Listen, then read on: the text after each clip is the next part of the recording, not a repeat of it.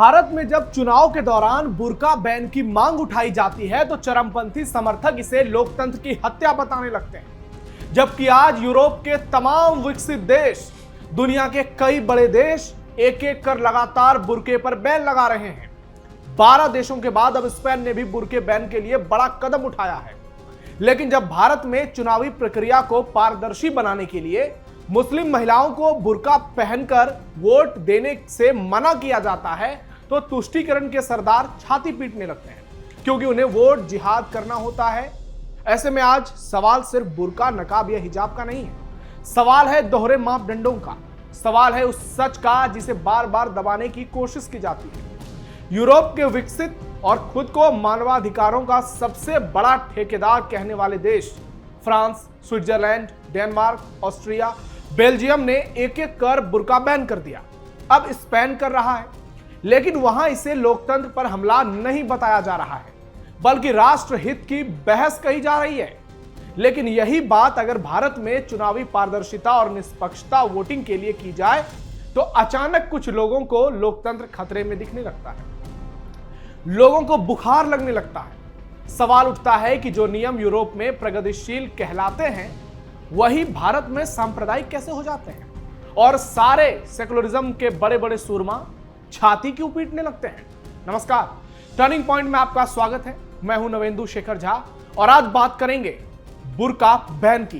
कैसे यूरोप के बड़े बड़े देश एक एक करके बुर्के को बैन कर रहे हैं, और जब बात भारत की होती है तो यहां सियासत ओवरफ्लो कर जाती है। वीडियो बहुत शानदार होगी, लास्ट तक जरूर देखिएगा।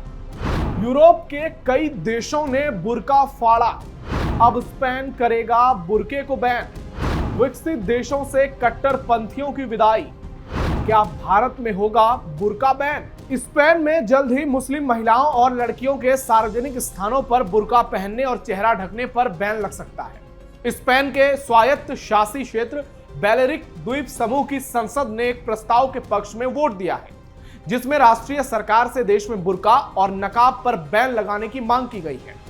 प्रस्ताव का समर्थन करने वालों मेलोर्का, मेनोर्का, इबिजा और फोरमेंटेरा द्वीपों के प्रतिनिधि शामिल हैं। ब्रिटिश मीडिया आउटलेट द सन के रिपोर्ट के मुताबिक प्रस्ताव को कंजर्वेटिव पीपल्स पार्टी और वॉक्स पार्टी के समर्थन से पास किया गया। धुर दक्षिणपंथी वॉक्स पार्टी ने तो हिजाब पर भी बैन लगाने की मांग की, लेकिन इसका दोनों तरफ से विरोध किया गया। लेकिन बुर्के पर बैन लगाने की बात कही गई। रिपोर्ट्स के मुताबिक स्पेन में लगभग 30 लाख मुसलमान रहते हैं। इनकी बड़ी आबादी कैटेलोनिया, मैड्रिड, वालेंसिया और अंडालूसिया में रहते हैं। कई समूहों ने बैलेरिक आइलैंड की संसद के इस कदम की जमकर तारीफ की है, तो कई लोग इसकी आलोचना भी कर रहे हैं। यूरोप में मुस्लिम महिलाओं के बुर्का और सार्वजनिक स्थानों पर पर्दे को लेकर विरोध लगातार बढ़ता जा रहा है। कुछ महीने पहले ही पुर्तगाल में सांसदों ने चेहरे पर नकाब लगाने के लिए वोट दिया था। यह प्रस्ताव अब संसदीय समिति के सामने है। वहां इसे राष्ट्रपति मार्सेलो रेबलो डी सूजा के पास भेजा जाएगा। राष्ट्रपति इस नए कानून पर मुहर लगा सकते हैं, इसे संवैधानिक कोर्ट में भी भेज सकते हैं। हालांकि ज्यादा संभावना इस बात की है कि बहुत जल्द यह लागू हो जाएगा। कानून की मंजूरी मिलने पर सार्वजनिक जगहों पर चेहरे को कपड़े से ढकना या छिपाने पर प्रतिबंध लगेगा, और ऐसा करने पर 4000 यूरो, लगभग 4.25 लाख भारतीय रुपए का जुर्माना लगेगा। यही नहीं, अगर कोई इसे किसी दूसरे को पहनने के लिए मजबूर करता है तो उसे 3 साल तक की जेल हो सकती है। France, Belgium, Austria, Denmark, Switzerland जैसे कई यूरोपीय देशों ने सार्वजनिक जगहों पर ऐसे कपड़ों पर पूरी तरह से रोक लगा दी है। स्पेन ने तो मुसलमानों के कई त्योहारों पर भी रोक लगा दी है।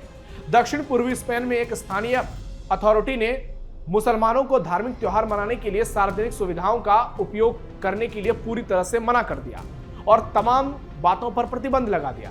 रमजान के अंत का प्रतीक ईद उल फितर और ईद अल अधा मनाने के लिए नागरिक केंद्रों और व्यायामशालाओं जैसे क्षेत्रों का उपयोग नहीं किया जा सकता है। वहां सरकार ने सीधा कह दिया कि स्पेन ईसाई लोगों की भूमि है और हमेशा रहेगी, इसे मुसलमान कट्टरपंथियों के हाथों नहीं सौंप सकते। सोचिए किस तरह की वहां की राजनीति है। क्या यह बात भारत में कोई कर सकता है? हिजाब, नकाब और बुर्का में क्या अंतर है? अब आपको यह समझाते हैं कि हिजाब नकाब और बुर्का आखिर होता क्या है, कैसे ये एक दूसरे से अलग है। हिजाब, नकाब और बुर्का दुनिया भर में मुस्लिम महिलाओं द्वारा पहने जाने वाले अलग अलग प्रकार के कवर हैं, जिसे आप आवरण कहते हैं। कुछ महिलाएं अपने सिर और बालों को ढकने के लिए हेड स्कार्फ पहनती हैं, जबकि ज्यादातर मुसलमान महिलाएं बुर्का या नकाब का इस्तेमाल करती हैं, जो उनके चेहरे को भी ढकता है। हिजाब शब्द आमतौर पर ढकने की क्रिया का वर्णन करता है, हालांकि अक्सर मुस्लिम महिलाओं द्वारा पहने जाने वाले हेड स्कार्फ का वर्णन करने के लिए इसका प्रयोग किया जाता है। ये स्कार्फ कई शैलियों और रंगों में आते हैं। पश्चिम में सबसे ज्यादा पहना जाने वाला प्रकार सिर और गर्दन को ढकता है, लेकिन इसमें चेहरा साफ नजर आता है, यानी हिजाब में चेहरा नहीं ढका जाता है। वहीं नकाब चेहरे के लिए घूंघट है, इसमें सिर्फ देखने के लिए आंखों के सामने जगह दी जाती है। इसे अलग से आंखों के घूंघट के साथ पहना जा सकता है, जबकि बुर्का सबसे अलग है। बुर्का सभी इस्लामी घूंघटों में सबसे ज्यादा छिपाने वाला घूंघट है। यह एक पीस घूंघट है जो चेहरे और शरीर को ढकता है। अक्सर देखने के लिए सिर्फ एक जालीदार पर्दा छोड़ा जाता है।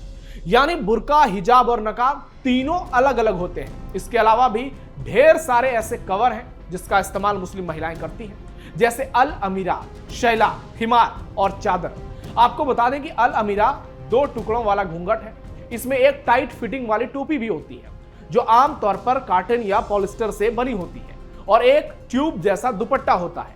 जबकि शैला खाड़ी क्षेत्र में प्रचलित एक लंबा आयताकार दुपट्टा है। इसे सिर के चारों ओर लपेटा जाता है और कंधों पर टिकाया या पिन किया जाता है। वहीं हिमार एक लंबा केप जैसा घूंघट है जो कमर के ठीक ऊपर तक लटकता है। यह बालों, गर्दनों और कंधों को पूरी तरह से ढकता है, लेकिन इसमें चेहरा साफ नजर आता है। और घर से बाहर निकलने पर कई ईरानी महिलाओं द्वारा पहनने वाली चादर पूरे शरीर को ढकने वाला लबादा है, जिसके साथ अक्सर एक छोटा सा सिर पर दुपट्टा होता है। आपका पूरा कॉन्सेप्ट क्लियर हो गया होगा। हिजाब क्या है, बुर्का क्या है, नकाब क्या है, अलमीरा क्या है, आप सब कुछ समझ गए होंगे। और इससे आपको यह भी समझ में आ गया होगा कि मुस्लिम महिलाएं कितने तरीके के आवरण का इस्तेमाल करती हैं। यूरोप में बुर्का बैन को लेकर चल रहा ट्रेंड। बुर्का और नकाब पर बैन लगाने की मांग पर पूरे यूरोप में एक नया ट्रेंड चल रहा है। यह ट्रेंड कई वजहों से बढ़ रहा है। सुरक्षा संबंधित चिंताओं का हवाला दिया जाता है, क्योंकि चेहरा ढकने वाले कपड़े सार्वजनिक जगहों पर पहचान को काफी ज्यादा मुश्किल बना देते हैं। इसके अलावा कई लोगों का यह तर्क है कि ये कपड़े लैंगिक असमानता और उत्पीड़न का प्रतीक है। इटली जैसे देशों में भी राजनीतिक पहल इसी तरह के अतिवाद पर रोक लगाने के कारण से की जा रही है। यहां उन नए कानूनों पर विचार किया जा रहा है जो चेहरा ढकने पर देशव्यापी प्रतिबंध लगा सकते हैं। स्वीडन में भी बीते दिनों बुर्का और नकाब पर प्रतिबंध लगाने को लेकर जोरदार बहस हुई। स्वीडन की डिप्टी पीएम एब्बा बुश ने सार्वजनिक स्थानों पर बुर्का और नकाब को बैन करने के लिए यह तर्क दिया कि बुर्का और नकाब स्वीडिश समाज के साथ मिलकर नहीं चल सकते, क्योंकि ये एकीकरण यानी यूनिटी में बाधा डालते हैं। इसी के साथ ये एकजुटता के बजाय सामाजिक विभाजन का एक मैसेज है। दुनिया के कई विकसित देशों में बुर्का बैन। कई यूरोपीय और गैर यूरोपीय देशों ने पहले से ही सार्वजनिक स्थानों पर चेहरा ढकने वाले कपड़ों पर पूर्ण प्रतिबंध लगा दिया है। 2011 में फ्रांस बुर्के पर पूर्ण सार्वजनिक प्रतिबंध लगाने वाला पहला यूरोपीय देश बना था, और उसके बाद उसी साल बेल्जियम ने भी यही किया। ऑस्ट्रिया ने 2017 में इस पर बैन लगाया और डेनमार्क ने 2018 में। इसी के साथ अगर स्विट्जरलैंड की बात करें तो इस देश ने 2021 के जनमत संग्रह के बाद 2025 में राष्ट्रीय बैन को मंजूरी दे दी। इसी के साथ नीदरलैंड ने भी स्कूलों और सार्वजनिक जगहों पर ऐसे प्रतिबंध लगा दिए। वहीं अब इटली भी संभावित राष्ट्रीय प्रतिबंध की तैयारी कर रहा है और कहा जा रहा है कि वहां भी जल्द बुर्का पर बैन लगेगा। और जिस तरह से इटली की पीएम का रवैया देखने को मिल रहा है, लग रहा है कि वो कट्टरपंथियों पर बड़े हमले करने की तैयारी में है। 2019 के ईस्टर हमलों के बाद श्रीलंका ने राष्ट्रीय सुरक्षा के चलते सार्वजनिक स्थानों पर चेहरा ढकने पर बैन लगा दिया। साथ ही चीन के शिनजियांग इलाके में भी सार्वजनिक स्थानों पर बुर्का पहनने पर बैन है, और अब स्पेन इसमें शामिल होने जा रहा है। स्पेन के कैटालोनिया जैसी कुछ जगहों पर पहले से ही बुर्का बैन है। अब पूरे देश में बुर्के को बैन करने की जबरदस्त तैयारी चल रही है और संसद में प्रस्ताव भी आ चुका है। स्विट्जरलैंड में बुर्का बैन के लिए जनमत संग्रह। भारत में कब लगेगा बुर्के पर बैन? स्विट्जरलैंड जैसे विकसित देशों ने भी बुर्का और नकाब से चेहरा ढकने वाले कपड़ों पर बैन लगा दिया है, और यह नियम पिछले साल यानी 1 जनवरी 2025 से ही लागू है। बुर्का पर प्रतिबंध 2021 के एक जनमत संग्रह के आधार पर किया गया, जिसमें स्विट्जरलैंड के नागरिकों ने चेहरा ढकने के विरोध में वोटिंग की। जनमत संग्रह में इसके पक्ष में 51.2% और इसके विरोध में 48% लोगों ने वोट किए। स्विट्जरलैंड की 86 लाख की आबादी में मुसलमानों की संख्या लगभग 5% है। इनमें से अधिकांश मुसलमान निवासी तुर्की, बोस्निया और कोसावो जैसे देशों से आए हैं। लेकिन यही मांग जब भारत में होती है तो कई लोगों के पेट में दर्द होने लगता है। बंगाल से केरल और महाराष्ट्र, असम तक सारे सेकुलरिज्म के सुरमा छाती पीटने लगते हैं। आपने देखा होगा बिहार चुनाव में विजय सिन्हा ने यह मांग की थी। जब परीक्षा देने के लिए मुस्लिम लड़कियां जाती हैं तो वहां पर भी यह मांग उठाई जाती है कि उनके बुर्के को हटाकर चेकिंग की जाए, ताकि यह पता चल पाए कि असली में परीक्षा देने के लिए वही आ रही हैं। लेकिन जब भारत में ऐसी मांगे होती हैं तो विपक्ष छाती पीटने लगता है। विपक्षी नेता आंसू बहाने लगते हैं और कहने लगते हैं कि यह तो लोकतंत्र पर हमला है। अब जरा यह बताइए, भारत में लोकतंत्र पर हमला है और यूरोपीय देश जो भारत से विकसित है वो किस पर हमला कर रहे हैं? यूरोप के बड़े बड़े देश, दुनिया के बड़े बड़े देश, चीन जैसे देश जब बुर्के पर बैन लगा सकते हैं तो हमारे देश में क्यों नहीं हो सकता है? क्या यहां पर सिर्फ वोट जिहाद होगा? क्या यहां बुर्के की आड़ में सिर्फ जिहाद होगा? आपकी राय इस पर क्या है? कमेंट बॉक्स में जरूर बताइए। हमारे इस वीडियो को लाइक कीजिए, शेयर कीजिए और चैनल को सब्सक्राइब जरूर कीजिए। फिलहाल के लिए टर्निंग पॉइंट में इतना ही। धन्यवाद।